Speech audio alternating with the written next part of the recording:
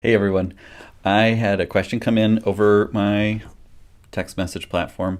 If you want a question answered, text me 402-256-0768. I promise I try and get them answered as quickly as possible. Certainly not for any medical emergency issues, but parenting issues I love to tackle over text message. And so I wanted to talk through one of those today. And this is pertinent because it just came up yesterday in a visit with a parent who was going through the exact same thing. Maybe she was the one that even texted me. We talk about how to get your 2-year-old, 3-year-old to stay in their bed at night. It's common, at this age for toddlers, to climb out of their cribs. And so that's the time when you need to move them over to a big kid bed. And parents are always worried about that because they do so well in their crib, but they learned how to climb out. So now they're out and they're knocking on the door, and you don't want them to leave the room. You also don't want them to get hurt jumping out of their bed and those sorts of things. And so once they climb out, it's time to move them to a big kid bed. And then parents like, well, how do I keep them from coming out and wandering around when we're downstairs or we're in the other part of the house, or just don't want them to come visit? And so that was the question that I got here. It was from a parent that said, just had to move 2-year-old out of crib and won't stay in room. What to do? And so this is a really common concern that parents come across, because before they were in their crib, and now what do we do? Like, he doesn't want to stay in his room. He's always coming out. He's asking for things. He just doesn't get it. He's a danger to himself. He's driving me crazy. Those are all common concerns that parents have as we get into this age of 2 to 3-year-olds, where they're just, ready and raring to take on the world. They don't want to stay in their crib anymore, but you give them the freedom of coming out, and they treat it like, they can just be free and do whatever they want. And so the biggest thing that I teach parents is just turn their room into a crib, which means, in the crib, it's a safe environment. It's not very exciting. There might be some stuffed animals or something like that.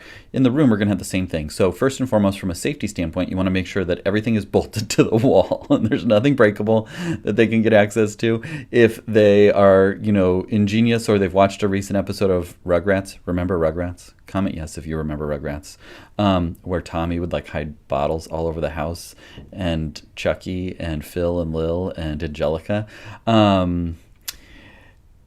Totally lost my train of thought now as I think about Rugrats and my many years of watching Rugrats. We used to use that when I was in grade school.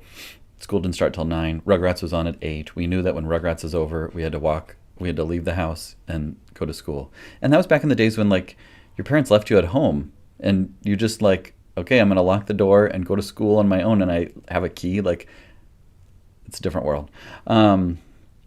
But, you want it to be safe, so that if they have watched a recent episode of Rugrats and they see, you can pull the drawers out and climb up on top of your chest of drawers or whatever it might be, that at least, they'll have gained some height, but at least they will be safe and it won't topple over on them. Because that's a scary thing that I want to make sure and tell parents.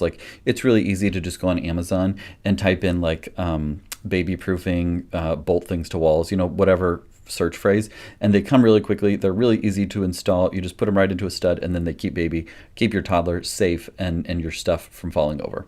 So you make it a safe environment. You make their room a crib, and what that looks like is they can't leave. And this is what inspired this video, is because I was like, I got to find these old pictures, because I had some great pictures.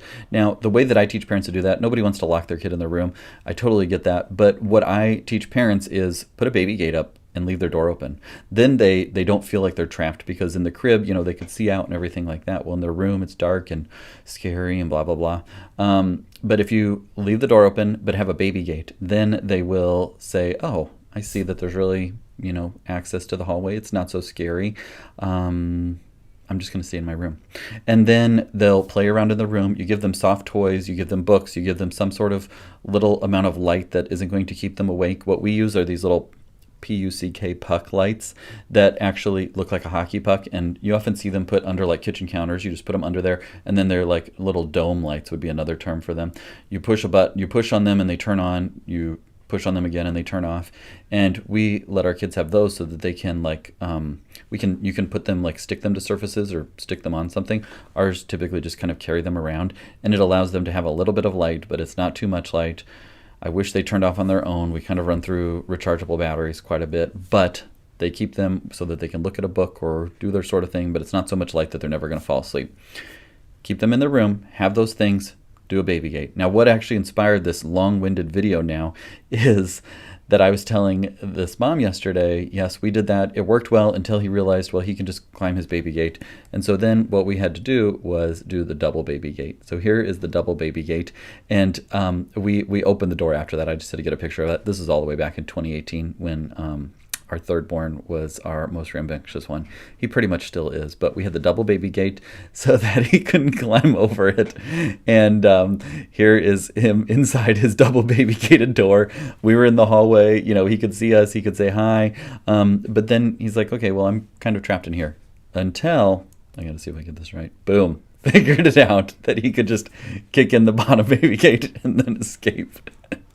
And then this is where I found him.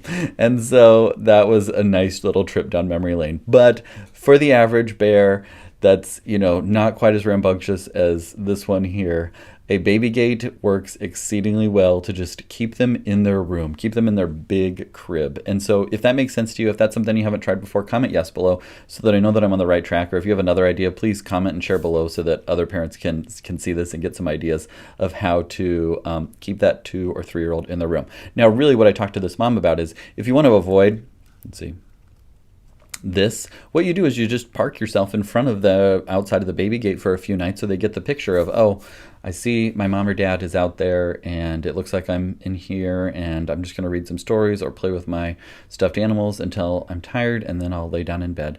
Now, I wouldn't like chat with them or, you know, engage with them because then that will just kind of fuel it. But if you're out there, like, they're not going to escape. And what I would personally would do is I put my AirPods in, I would lay down on the ground and ignore them while they're just playing quietly in their room. They can see me, I can see them. That's essentially what camping is. That's what I teach in my Mighty Sleepers course is camping, and it works well. And this is just another version of camping where you're outside of the room. They can't leave, they can't come get drinks and things like that. And then they don't make requests. And if you're right outside for the first few nights, then they realize, okay, I can fall asleep on my own. I can fall asleep in my room. I can't leave. It's not going to do any good to, you know, request water or go downstairs or ask for more hugs or those sorts of things. Once we've, you know, asked for 1 or 2 of those things, we've gotten them, then no more for the rest of the night. We just don't need it.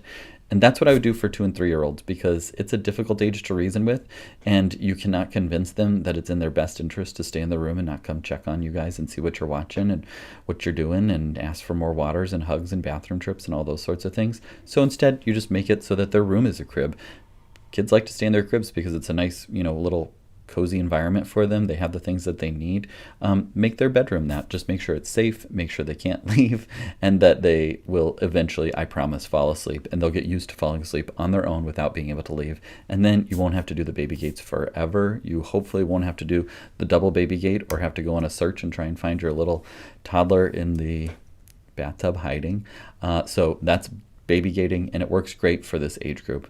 If that helped, comment below. Share an emoji of, you know, hopefully that it inspired some laughter and some ideas for you, or something else that you took away from it, or something that worked for you, so that other parents can see that too. And if you have a parenting question, you can text me. It's 402-256-0768, and I will do my best to answer your question as quickly as possible. Keep up the good work. Thanks for watching. If you like this video, will you hit the thumbs up button and subscribe so you don't miss any future videos that I put out? And if you'd like to learn more or watch another video, you can click right over here to keep going. Have a good day. Keep up the good work.